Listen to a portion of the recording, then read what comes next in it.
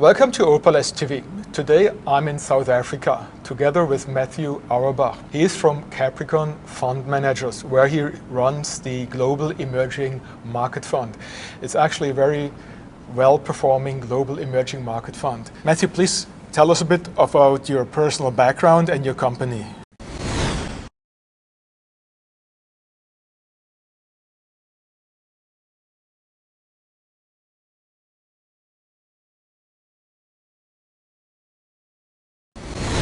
Hi, I joined Capricorn in 2005, so it will almost be 10 years since I joined. Before that, I was involved in prop trading for a small merchant bank in South Africa. I spent time at a Swiss bank on the derivatives desk, and before that I was a chartered accountant and did my articles at Ernst & Young.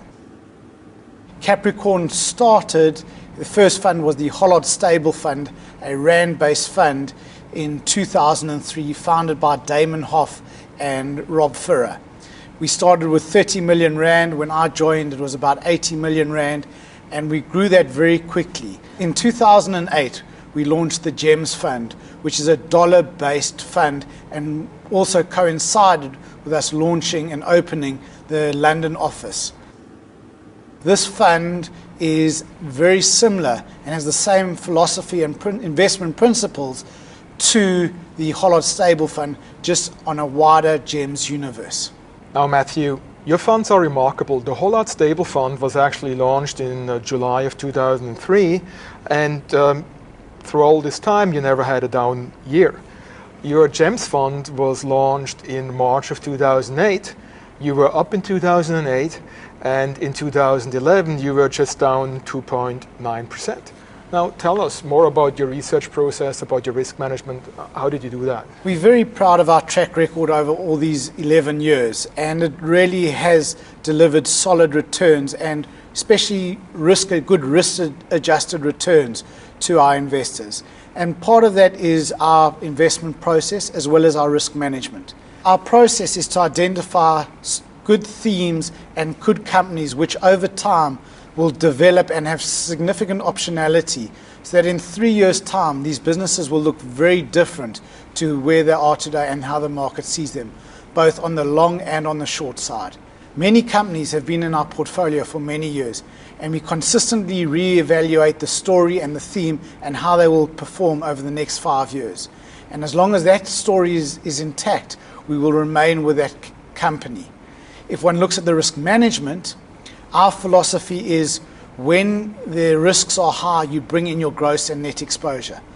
In 2008, we brought them in very quickly. Again in 2011. We have a philosophy is when you see there's a good risk return profile, you need to expand your net exposure and gross exposure. Whereas when there's a lot of volatility and you're not sure on how things will play out, rather reduce your risk, both on a gross and net exposure basis. It's very much a team-based approach where all team members give input into the different shares, as well as looking at what people or other team members may have missed in their investment process. We have offices in London and in Johannesburg, so we look at it from both on the ground of an emerging market, as well as London being the center of emerging market flows. So what exactly is your research process?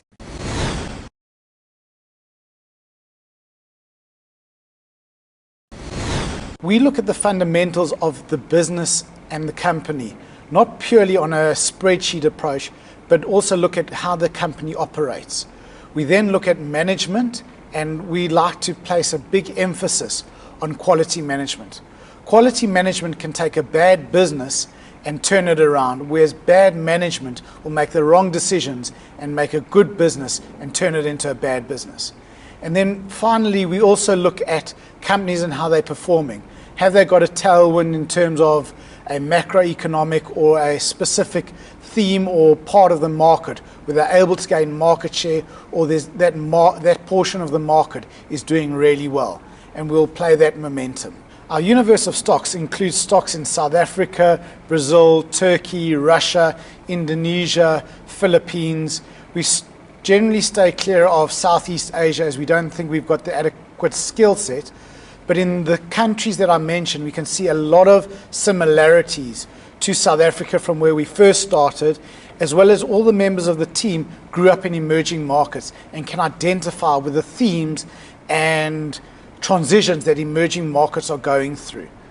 We like to play in the liquid space, in the large caps, where there's liquidity, where we can trade around positions and move positions if we need to, and bring in the exposures and the risks if we need to on a quick and responsive basis. Matthew, explain to us, what's unique about Capricorn? How are you different from your peers?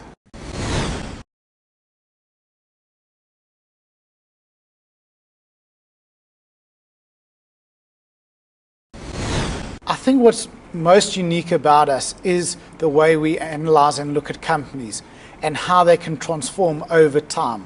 I think our skill set, we've got a very robust methodology, looking at it from various different angles.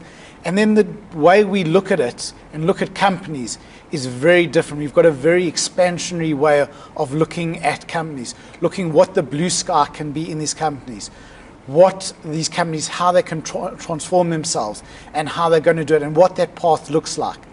We generally look through the noise and work out, has our story or has the company changed? And if that is the case, we will cut the position. But if it's just a bit of noise along that pathway to achieving where we think it will be, we'll look through that noise. Our risk management of bringing in gross and net exposure when we feel the time is right also has helped us with a strong capital preservation bias. The fund managers and the Capricorn Group are heavily invested in these funds. So our losses sit alongside our investors, and we are very cautious and concerned if we have large capital drawdowns. And that capital preservation ethos permeates through the way we manage money. Lastly, we are a member of the Capricorn Group, which is a part of the largest unlisted insurer in South Africa, with interests both internationally in London and globally, as well as in South Africa. This relationship makes us the best of breed in terms of having an entrepreneurial family office, as well as striving to be best of breed. The Capricorn Group has a lot of private equity interests, and we are able to leverage off what's happening in the private equity world and gain information of what is happening on the ground and applying it into our knowledge base and our investment thesis and our investment processes.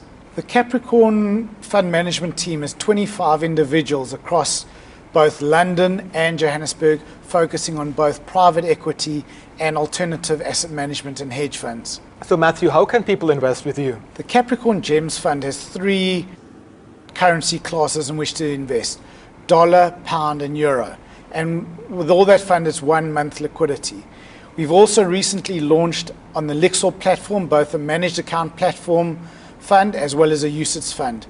We will also be launching a dollar class of our performer fund, which currently is a rand-based fund, to new investors. One thing that is unique about us is that we were born out of a family office that still remains very invested in the Capricorn funds and the Capricorn Group. The group is very entrepreneurial, and this is similar to the way we invest in businesses. We like to invest in entrepreneurial businesses. We've got an 11-year track record, and we see the 11 years as just the beginning of building a much bigger and stronger Capricorn Group.